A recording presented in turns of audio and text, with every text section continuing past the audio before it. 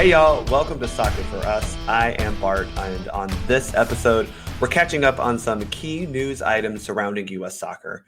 I wanted to put this out ahead of the World Cup qualifying window that is coming up at the end of March, because these stories kind of deserve their own episode together, as they are quite impactful on USSF as a whole. So, this is kind of an episode of me talking a lot, so I apologize for that, but it's important things that have happened in the U.S. soccer world that will impact not just the U.S. men's national team and not just the U.S. women's national team, but soccer in this country in an organized way from top to bottom. Now, before I get started, I wanted to let y'all know that you can support this show by buying me a beer or a coffee at buymeacoffee.com/soccerforuspod. That's buymeacoffee.com/soccerforuspod. Also, make sure to subscribe to Soccer Down Here on whatever podcatcher you are listening right now so that you do not miss an episode of Soccer for Us. You'll also get every piece of content produced by the STH Network, so you'll be super informed about soccer in the South and beyond. So let's get talking about some of these big news items from U.S. soccer. First, probably the biggest news item that hit the press anyway is the settlement between the United States Women's National Team Players Association and U.S. Soccer. They reached an agreement for a payout from the Equal Pay lawsuit filed nearly 4 years ago. I found a lot of things written about this online, but one of the best recaps was from my friend Jackie Gutierrez at womenkickballs.com. Check the show notes for the link to this article, but I'm just going to go through and kind of read the highlights that she put out there. The $24 million that U.S. Soccer has agreed to, of that $22 million will be paid directly to the 28 players in that case. It's a lot of numbers. But basically, 28 players on the case will receive the proper distributions as approved by the court. They will get $22 million of that segmented equally. The additional $2 million will be put into a separate account that U.S. Soccer has allocated toward helping players in their post-career goals, where each player will be able to apply for up to $50,000. So this may be something as simple as, a medical procedure to fix something that maybe happened while they were playing. I know personally, as a retired athlete, knee injuries can oftentimes come up way later than your playing career. But it could also be, they want $50,000 or whatever of that to start a business. So they have that opportunity to apply for that and bring that back to them. With the players' efforts to ratify a new collective bargaining agreement, the final approval of the settlement by the district court will be scheduled once the new CBA is approved, according to U.S. Soccer. So basically, as you probably are aware, U.S. Soccer and the U.S. Women's National Team Players Association have been in negotiations for a new collective bargaining agreement, as has the Men's National Team Players Association. They are separate because they do have separate workload, separate, they're separate, right? You can't have one National Team Players Association because they do have different tournaments and workloads and expectations, right? So when the new CBA is ratified, the settlement will be officially official. Both parties have agreed to suspend the initial or oral argument, which was scheduled to take place on March 7, 2022. So that was a week ago now. That didn't happen because of the settlement, right? This is a pretty big step forward for the USWNTPA and USSF. Obviously, a new CBA between the labor union and the employer is vital to this payout actually happening. It's also vital to the team going forward and the players currently, because as I mentioned, there are 28 players who are part of that. A lot of the young stars were not. But both sides have expressed confidence that the CBA will get done. Again, from that article from Jackie, it says that U.S. Soccer states that going forward, they will provide an equal pay rate for the women's and men's national teams in all friendlies, tournaments, and including the World Cup, which is set for next year for the women and obviously this year for the men. So again, trying to find what that equal pay rate looks like. Now, this is just what's coming from U.S. Soccer. Obviously, Cindy Parlo Cohn, we'll talk about her a little bit in the next segment, But Cindy Parlo, Cohn, and U.S. Soccer as a whole has said that they are working to get payouts for international competitions to be equal as much as they possibly can. That was obviously a sticking point from the USWNTPA, that they wanted equal payouts from U.S. Soccer for winning the Women's World Cup for what they would have earned had they been the men. I'll push back a little bit, say it's not fair to expect U.S. Soccer to make up that gap, right? That's not U.S. Soccer's fault that FIFA pays these women less than they're deserving at the World Cup level. I think there are a lot of ways for FIFA to close that gap between the men's payout and the women's payout. One of those, and I'll be honest, as someone who has benefited from going to a Women's World Cup at these prices, but one of the ways that they could close that gap very quickly and make the women's payout purse, higher is to raise ticket prices. Y'all, I paid about, I remember buying a pack of tickets for Montpellier. Like they had 4 group matches, I think, total in that city of Montpellier. And I bought that package because it kind of looked like maybe the U.S. could be there. It was one that we were most likely to be in. I paid $50 for one package. I bought 2, so that's $100. That's $12.50 a game for, in total, 8 tickets, right? That's really low. Now, is it nice that like it made it affordable for people like me who, at that point in time, and still, it's not like I'm swimming in cash over here, but $12.50 a game, and I think the most I paid ever was $25, and that was for a U.S. women's game in Paris. I even went to a France women's national team game that was in Rennes. So when you compare that to the price of the men's World Cup tickets, it's not hard to see where that difference between the purse of the men's World Cup and the women's World Cup could be made up. It doesn't have to be drastic. There are other ways to make that up, right? Like I think that you could secure better sponsors and encourage them to give more, find more sponsors. There are ways to make it more profitable and be able to pay out the women more. But the ticket pricing is the one that I just look at and go, this is an easy fix. You double the price of tickets and you're still, people like me who are invested in women's soccer, invested in soccer in general, are still going to go, because it's not like those games that were at $12.50 a ticket were selling out, right? So how many customers are you losing if you say, okay, instead of $12.50, the minimum price is $25? That's not a lot that you're missing out on. So anyway, I think there are solutions for FIFA if they want to try them. I don't know if they want to try them. I am personally in favor of this agreement. I think this is a good resolution, but it did not come without criticism. One of the loudest voices to criticize this was Hope Solo. She called the settlement pathetic on her podcast, Hope Solo Speaks. She backed up that statement by saying that, quote, the players still went on and agreed to a less equal CBA. They continued to believe in the promises of the federation. They got hustled, end quote. Now, I do think that Hope is looking at the estimations that the U.S. Women's Players Association kind of put out there that, we shorted this much money. And those were their estimations. I'm not going to sit back and, debate them, because I'm not an economist. I'm not a mathematician. I don't have the ability to say if their formula was wrong, if their models were wrong, whatever it was. But I think what Hope's ultimate point is that, you didn't get the money that you were deserved. And I think it would have been hard to get the money they were, quote, deserved had they taken this to court. The legal process is not cheap and would have taken a lot of time. Now these 28 women who were part of this lawsuit can get this money right now. It averages about $840,000 per player.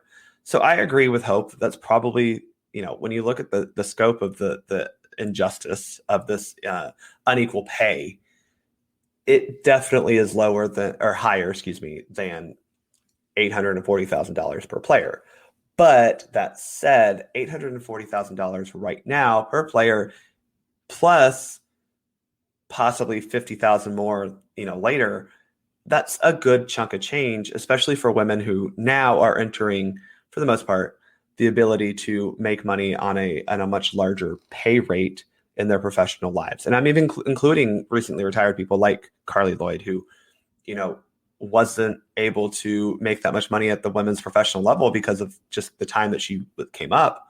But now she has the chance to, make more endorsements, make money outside of soccer now that she's retired. So I understand that the agreed settlement is about half of what, actually a little more than half, if you will, almost 3 times less than what some estimations said that U.S. soccer shorted the women over the years. But that $800,000 is still pretty good.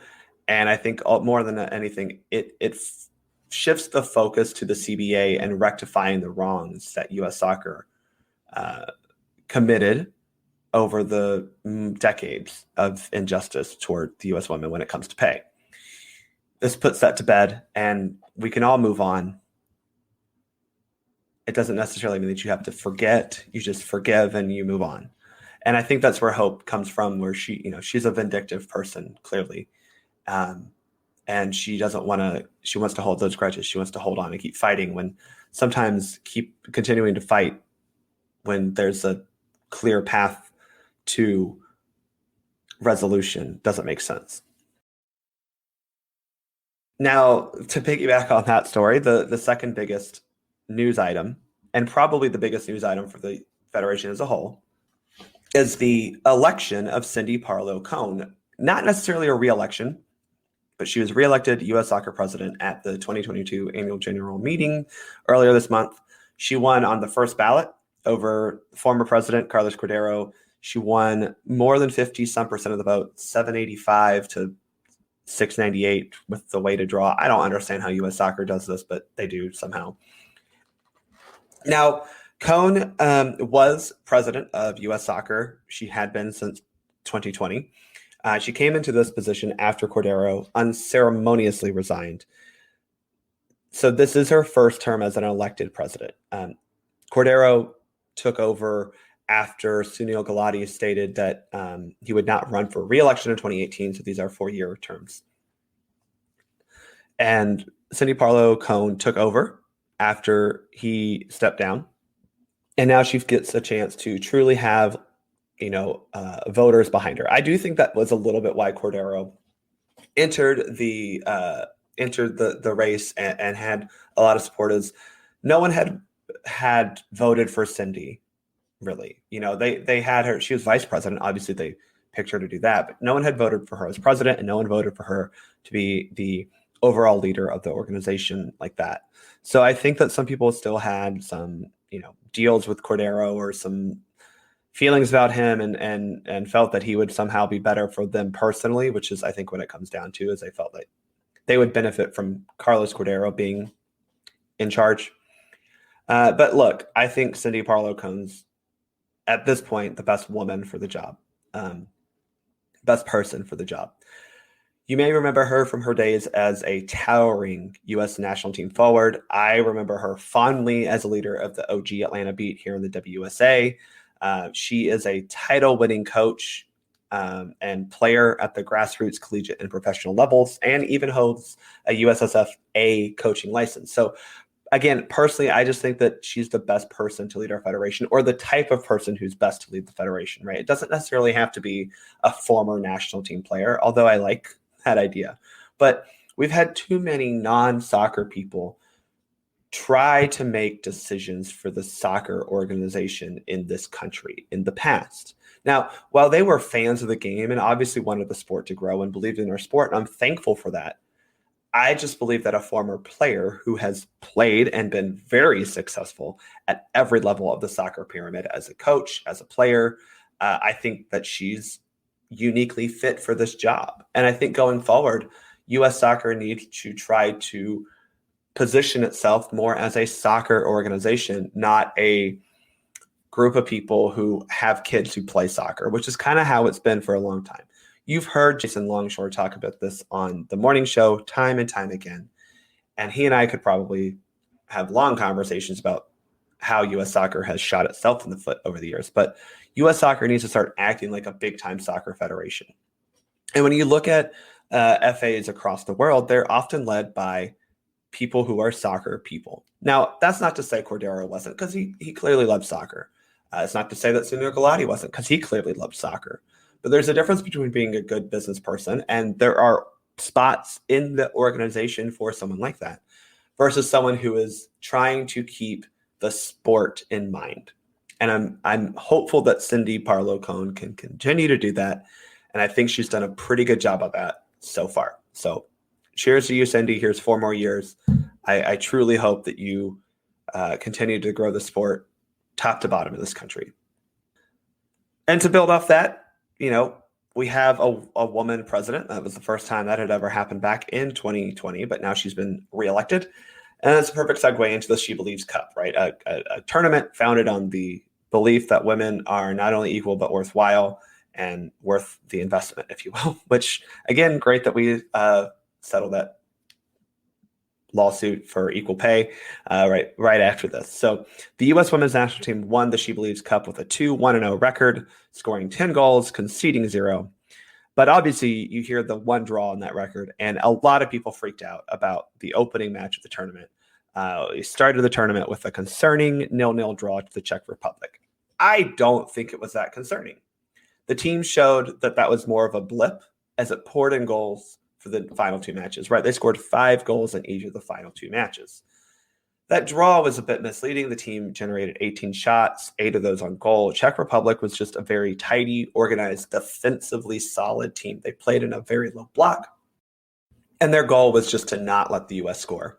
And the U.S. has had trouble with these types of teams recently, as a lot of really talented teams who have a very similar style of play have. It's something that, you look at. Well, you kind of look at some of the struggles the U.S. men's national team have had against lower bunkering teams. When you're very well organized and have a great game plan defensively of how to shift which players to move where, it makes it easier to defend a team that is trying to unlock you with possession and passing. That said, I also think that most of these women were out of season. I think the only one who was in season was Katarina Macario, who looked pretty much the best out there. Playing as a false 9, if you will. She was playing center forward. I don't want to call her a false 9. She does play that striker position and shows it well, but she was really the only person out there who was at full speed, if you will. So I think putting a lot of stock into the first opening draw for a team that's relatively new and young and a coach that is still trying to implement his philosophy on this team. Look, you have to look at the play. And it's not that we didn't generate chances. It's not like we didn't create goal-scoring opportunities. We were just unlucky to not do it. And it kind of showed itself in the next 2 matches where we scored 5 times each. So I think the team was perfectly fine throughout the tournament. I am excited for the future because I think we saw a lot of young players. And I think you look at it defensively and go, we just conceded 0 goals. And no, none of these teams were great offensive juggernauts, but you didn't even really give up that many chances. So I think it was a pretty successful SheBelieves Cup to build on as the U.S. women have to work toward Concacaf. It's technically World Cup qualifying and Olympic qualifying all in one, but it's Concacaf Women's Championship this summer. A lot of things writing on that in June. We will have plenty of coverage of that when it comes out. And speaking of that, the women's U-20 team won the Concacaf Women's Under-20 Championship. The ladies punched their ticket to the FIFA U-20 Women's World Cup this month. They dominated the competition, never conceding and scoring 49 goals, breaking their own record. I mean, it was I watched a lot of this tournament, I will say, but it was really hard to watch it past the first half most of these times because it just became, all right, cool, we're good. I don't think we learned anything spectacularly insightful about this team, but they did clinch the championship and a spot. They clinched a spot in the World Cup from winning the semifinal, but they did clinch the championship with a 2-0 win over Mexico. That's awesome. Olivia Moultrie, the professional at 16, played in this tournament. She was pretty darn good. took a lot of the set pieces. But the star easily for the U.S. and the tournament as a whole was Michelle Cooper. She earned top scorer and best player honors from the tournament. She scored 8 goals and had 3 assists. That doesn't sound like a lot, but there was a lot of rotation and a lot of subs. Let's just put it that way. So Michelle Cooper, hats off to you, girl, because you had a very prolific tournament and deserve to be on all of our radars moving forward. And then on the flip side, we have the men's under-20 championship coming up this summer. The U.S. men's national team know their path to both the 2023 FIFA U-20 World Cup and the 2024 Olympics. Concacaf is smashing all these qualification tournaments into one.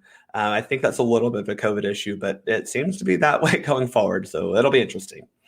So we now know the schedule after the draw for the U-20 Championship unfurled. We are in Group E, the U.S. men are.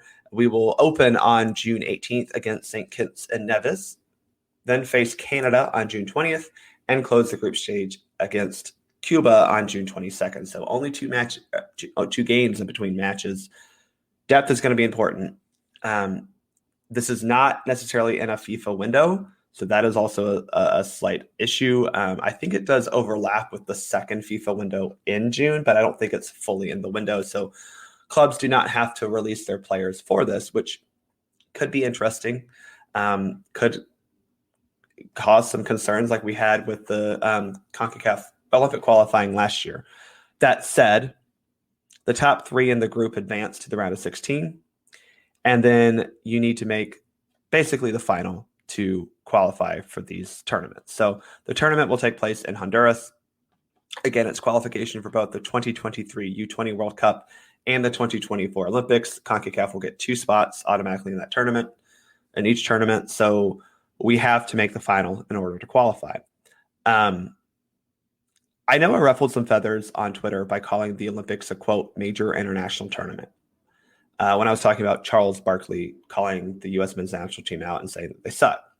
Now, I don't want to get too much into that because whatever, but the fact is that we've missed 3 Olympics in a row. And we've also, as I said, we've missed 3 major internationals in a row. Now, I understand that from a soccer perspective, we don't think the Olympics are a major international tournament. It's a youth tournament. I get it. I'm not arguing that. What I'm saying is if you're Charles Barkley, who is Joe Sports guy, for lack of a better term, in this country, he is aware that soccer exists. He clearly points out that the women are winners, and he said, I want one with stars on it because it's the women's team. He knows what that means. He's not stupid. He's a man who played at the highest levels of his sport. Does he know the intricacies of soccer? No, he probably doesn't know that the Olympics is a youth tournament for the men, right? So when he looks at it and says, well, we weren't there last summer, we weren't there the summer before, and we didn't make the World Cup before that, it's hard for him to look at us and say anything other than, well, they're not very good. The fact of the matter is that we're a big enough soccer nation with enough talent to consistently qualify for youth tournaments. Now, I said this in a tweet to a response to Jay Hernandez. You should probably go follow him on Twitter because he has a lot of USMNT takes and news and information. He liked it, so I hope he agreed with it. But my point was, what I said to him is, it's not about how we perform at these tournaments, but we should absolutely be expecting to qualify for these youth international tournaments, right? We should be at every Youth World Cup. We should be at every Olympics. Now, if we don't make one, it's not the end of the world. It's fine. But the fact that we've missed 3 Olympics in a row, that's concerning. And it needs to be a high priority to make the Olympics for 2024. No, it doesn't mean anything for like us as a soccer nation, like us making the Olympics and then winning it or whatever. You see what it's done for Mexico. It hasn't done anything, right? They got a gold medal and they haven't done anything since. But what it does is build a foundation of players for that next generation. We saw the 2018 cycle and the problem we had without having quality middle-aged players. And by middle age, I mean that 23 to 29-year-old age group, right? Of players who should be hopefully well into a professional career or starting to get their footing in a professional career, right? That's the type of player that we need and you have to rely on through World Cup qualifying. Point to all this, we need to be at the Olympics, because even though it's a U-23 tournament, it's another way to get non-soccer eyeballs on our team, but it's also another way for U.S. soccer to continue to develop strength within its organization, within the federation, and hopefully produce even more top-level talent, right? If it's not the tournament that our top-level talents can go to, right? Like maybe Pulisic would have gone to the Olympics this summer. We don't know. We knew he wouldn't have been in qualifying, but there are people who in qualifying should be able to, in theory, show out. And they've got to be able to do that. We've got to still be able to find those guys and produce them and coach them and assemble a team that can qualify. That's all I'm saying.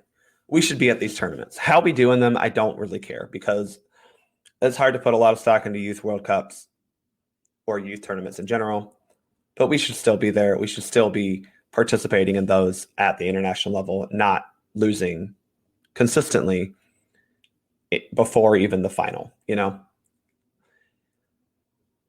So that's it, really. That's the news wrap up that I wanted to have. We will have an episode coming out later this week, if not early next week, about the roster that drops for the March World Cup qualifiers. We have 3 qualifying matches remaining. We're in second place, but we still need to do a lot of work to get to 2022 in Qatar. And I won't lie to you, say that I am nervous. I won't lie and say that I'm like super happy about this. I'm still nervous. And maybe that's the anxiety, the trauma of 2018 coming out. I will be in Orlando on the 27th. So if you're there, give me a shout. If you're not, look for me on TV. But we will have a show talking about that coming up once the roster is released. So look out for that show. Again, subscribe to Soccer Down Here on whatever podcatcher you are listening right now so you don't miss that roster release show. Also, again, you can support this podcast by going to buymeacoffee.com/soccerforuspod. You can buy me a coffee or a beer, however you feel. But I would appreciate your support. And that helps me do this podcast and helps me have the good tools to be able to do this podcast well. Again, thanks for listening. I'm Bart. I'm out.